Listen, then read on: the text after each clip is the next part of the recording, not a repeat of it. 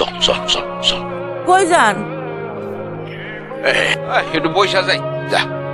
সারা জীবন মাস্টারি করলেন, শিক্ষিত মানুষ, তা কুসংস্কারটা ছাড়তে পারলেন না। কুসংস্কার কিনা সেটা তো বলতে পারবো না, তবে আমার মা বলতো যে পিছন থেকে ডাকবে। মায়ের কথা যদি মান্য করা যায় তাহলে মনের মধ্যে একটু শান্তি লাগে, এই আর কি, তাছাড়া আর কিছু না। চল চল চল। ঢাকা থেকে যে শহীদ তার বউ লয়ে আইতেছে, লগে নাতনিটাও আইবো। আরে তুমি কোনো চিন্তা করো না, সব আমার মাথায় আছে, মাথায় আছে। বাজারে যান। কালামের দোকানে তো মেলা বাকি পড়ে গেছে। এই যে টাকা লোন। টাকা পাইলে কো? এই ব্যাংকটা ভাঙছি।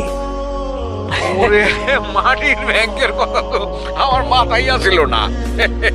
আচ্ছা ঠিক আছে, চল চল চল চল চল, আয় আয়, চল দে চল। না, আমি এটার প্রতিবাদ করতে পারি না। তা তো পারোই না। এই যে চোখ রাঙে না, এটা আমার না দিয়ে আমারে দিতে পারো না? ওর কি মনে হয় না যে সে আমার সাথে একটু বেশি বেশি করে? কিছু ব্যবস্থা হবে, চিন্তা করো না। দেখে যদি দিতে পারেন তাহলে ভালো, আর যদি না পারেন সহ্য হইব।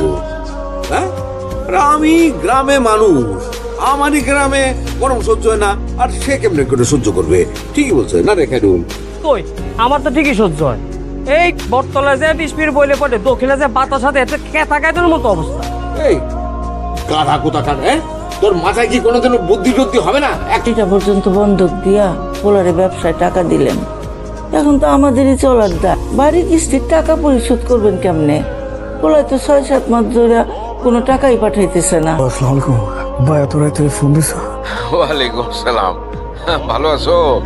মানে সব কথা তো আর তোমার মায়ের সামনে বলা যায় না, সেই জন্য সে ঘুমানোর পরে তোমারে ফোন দিলাম। কি এমন কথা যে আরে তোর কাছে দরুন কথা যে আম্মার সামনে বলা যায় না? বলো। আছে না কত রকমের কথা, মানে বিশেষ কথা হলো যে মানে অবস্থা তো সবই তুমি জানো, তাই না? মানে লেখাপড়া করাইতে গিয়ে তো আমার সর্বস্বই শেষ হয়ে গেছে। তো বাপ মার দায়িত্ব, সন্তান জন্ম দিলে তারে পড়ালেখা করাই দেবো না, মানুষ করাই দেবো না? আমি আমার বাচ্চারা মানুষ করাই দিছি না, পড়ালেখা করে দিছি না? হ্যাঁ, সেটা তো করতেই হবে। আমি তো সেই যে তোমারে পড়াশোনা করাইতে গিয়া আমার যা ছিল সবই তো শেষ করছি।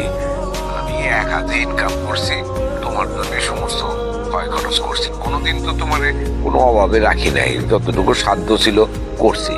কিন্তু এখন তো আর আমার কাছে তেমন কিছুই নাই। একটা বাড়ি আছে, বাড়িটা বন্ধক দিয়ে যে টাকা পাইছি সেটাও তুমি তোমার ব্যবসার কাজে নিয়ে গেছো। তাই কি করবো, তোমার অ্যাবিলিটি নাই? ফাইজার স্কুলের বেতন 1 লাখ টাকা, 1 লাখ টাকা তো আমি দিই, ও কি জানে কোথেকে দিই? কিছু করার নাই, শুধু দিতে হবে। না না, সেটাই তো বলতেছি।